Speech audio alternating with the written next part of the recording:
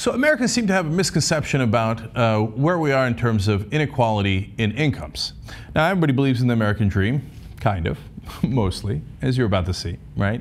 But they don't realize the reality of what's happening. Now, it wasn't always this unequal. If you go back to the 1960s, actually the numbers are pretty good. In the 1960s, for example, according to Jordan Weissman, who was looking at some of the studies involved here, the typical corporate chieftain in the U.S. earned 20 times as much as the average employee. Okay. Now, that seems like a big number, but I'm comfortable with that. It turns out a lot of Americans are comfortable with that.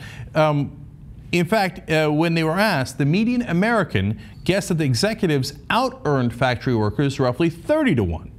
So actually, it's in the 1960s, we were doing better than the average American's expectations in terms of equality between the CEOs, the executives, and the rest of the workers. All right, so far so good. Now, when you ask Americans, though, what should it be? They believe that the ideal ratio would be about 7 to 1. They thought it was 30 to 1. And by the way, the 31 is today. They were guessing that today, not in the 1960s, right? And I think people are loosely aware that it's much more unequal than it was in the 60s. So they think it's 30 to 1 today. They said that the ideal would be 7 to 1. So what is it today? Not in the 1960s. What is it today?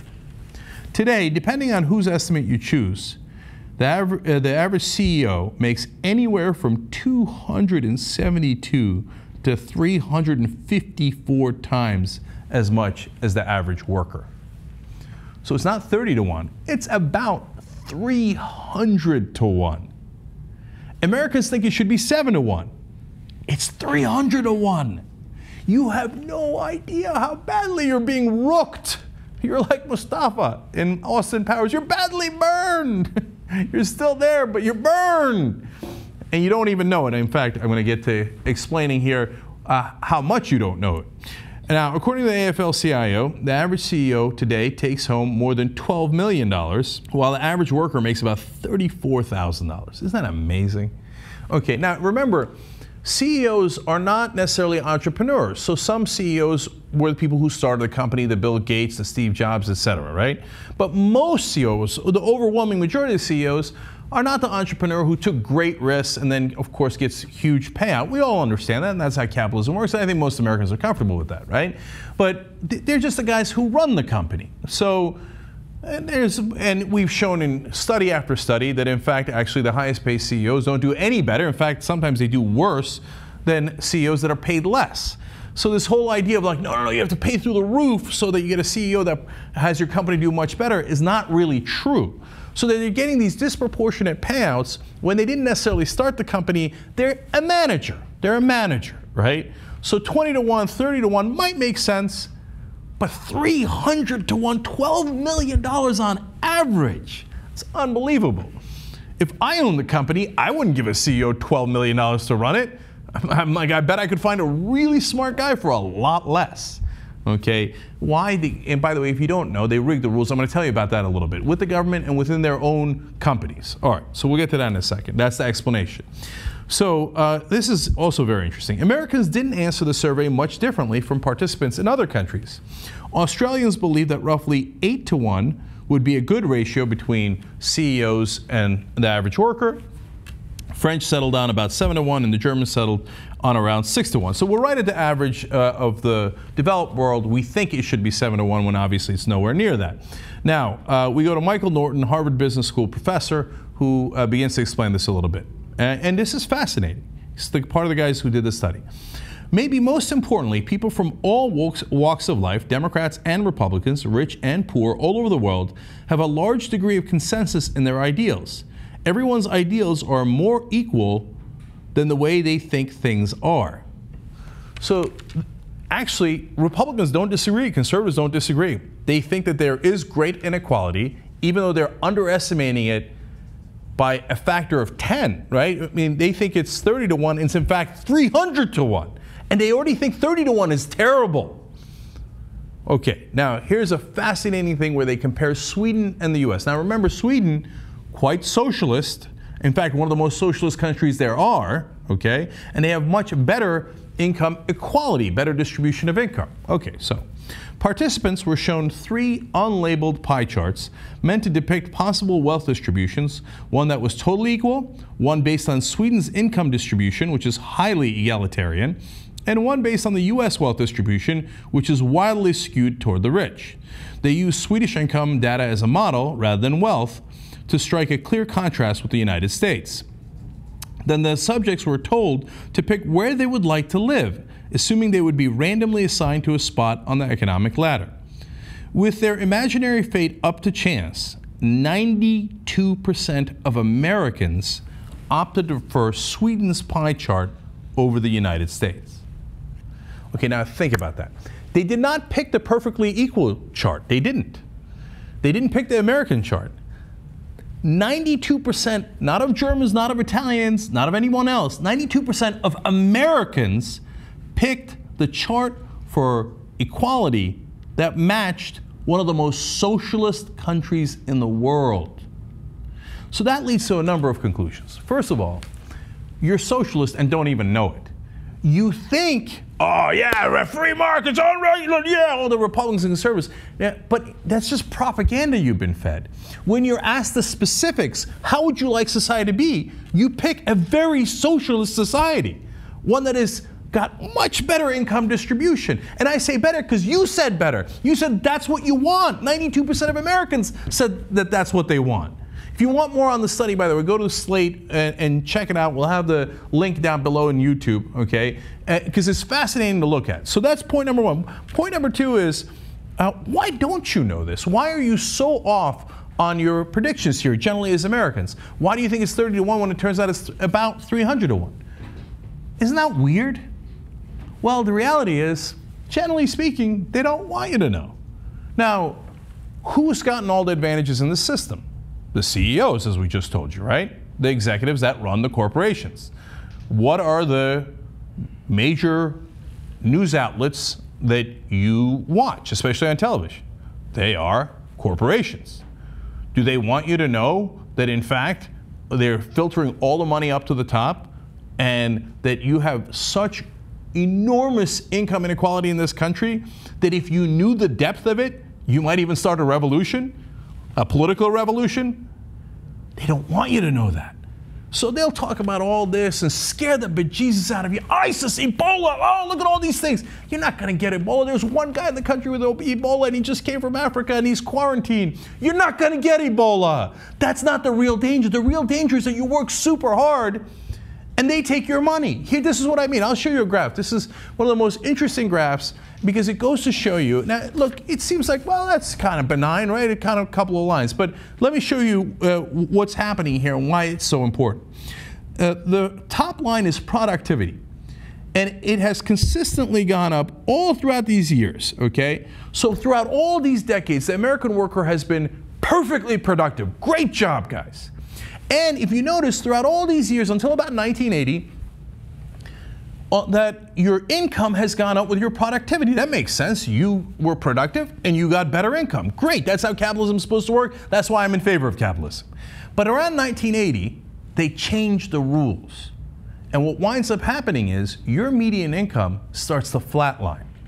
Your productivity is still high and soaring, but you do not get the gains from that productivity. That part in the middle there, between productivity and income, all of that is taken. It seems small in the chart, but in the real world, that is trillions of dollars of productivity. And it is filtered up to the top. That's why the CEOs are getting $12 million a year on average. That's why they're getting paid up to 350 times what you're getting paid, because they rigged the rules. It's not an accident. It's not like, well, it always happens. No, wait. It doesn't happen in Sweden. It doesn't happen in other countries. It hasn't always happened in America. In America in the 1960s, the golden age, conservatives say that's the golden age of America, right?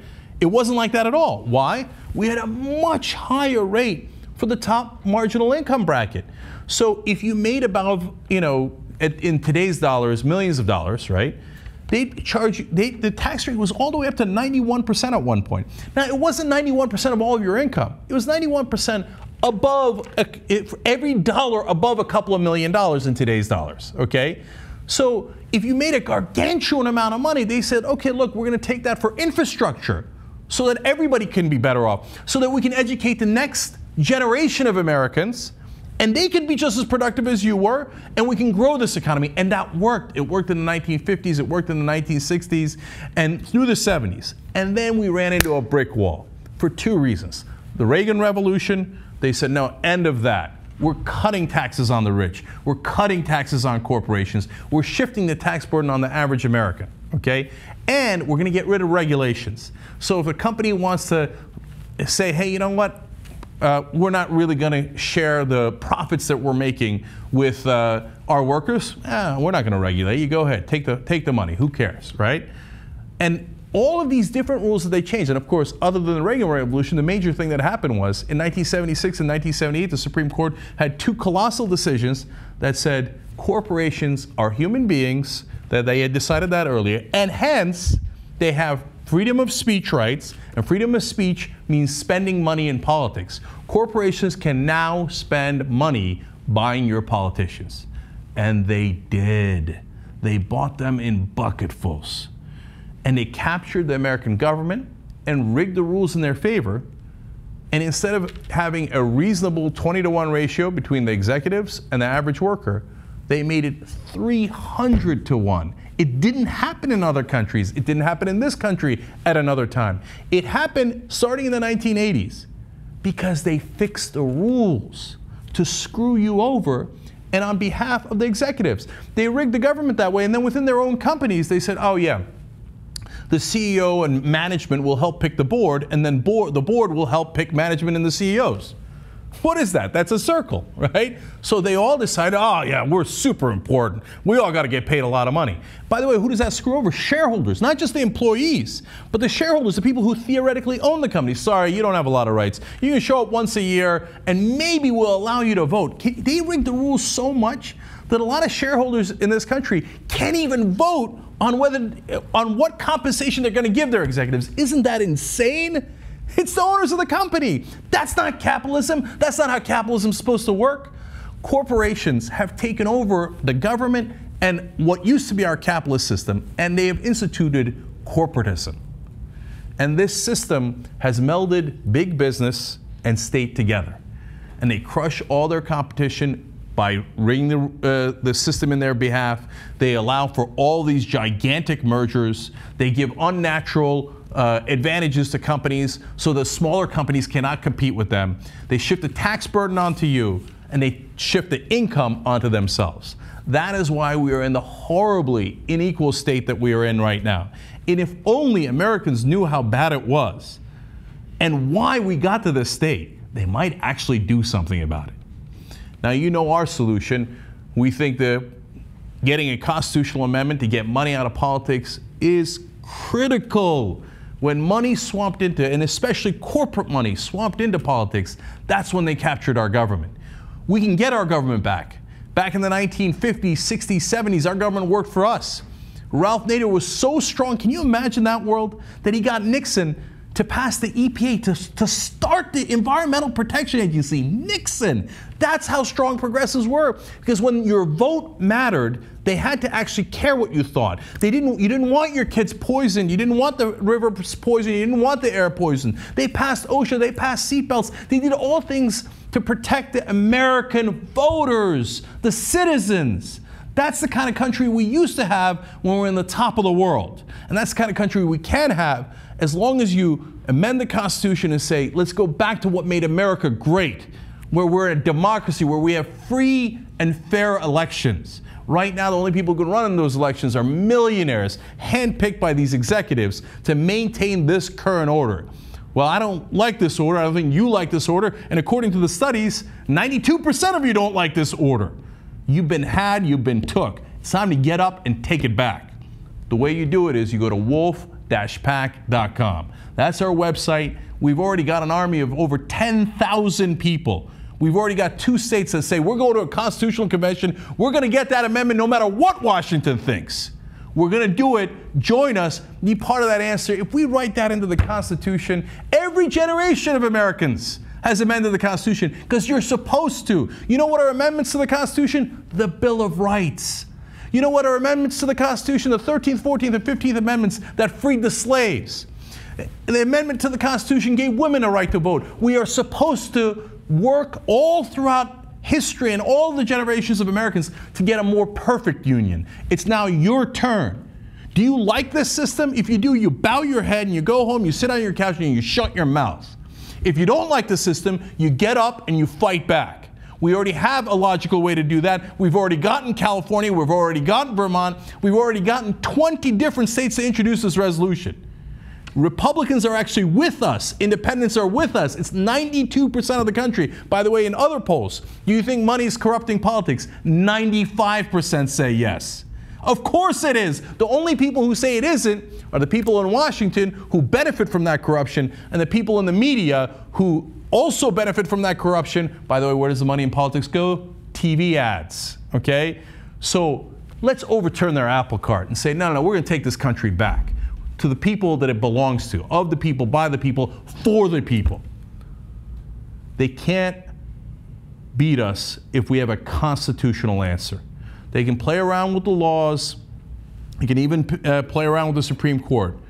But if you write it down in ink in the Constitution, sorry, that is an answer that they cannot compete with. And the only way you can do that, money can't even buy that. The only way you can do that is through the American people organizing, demanding it, and getting it when we work together. wolf-pack.com. That's how we do it.